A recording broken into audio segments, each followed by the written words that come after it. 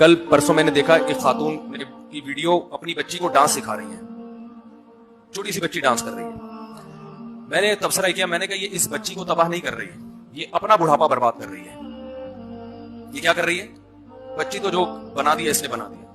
ماں باپ سکھا رہے ہیں، گانے سکھا رہے ہیں، ڈانس سکھا رہے ہیں، کیونکہ جب اس کو ڈانس سکھا دیا اس کا مطلب اس میں حیا آپ نے، شرم آپ نے ختم کر دی۔ شرم ایسی چیز ہے جو آپ کو ماں باپ کے سامنے بولنے نہیں دیتی۔ تو ماؤں کو خدا کی قسم چیختے ہوئے دیکھا ہے میں نے، سر دیواروں سے مارتے ہوئے اپنی زندگی میں دیکھا ہے ہم نے کہ کیا ہو رہا ہے۔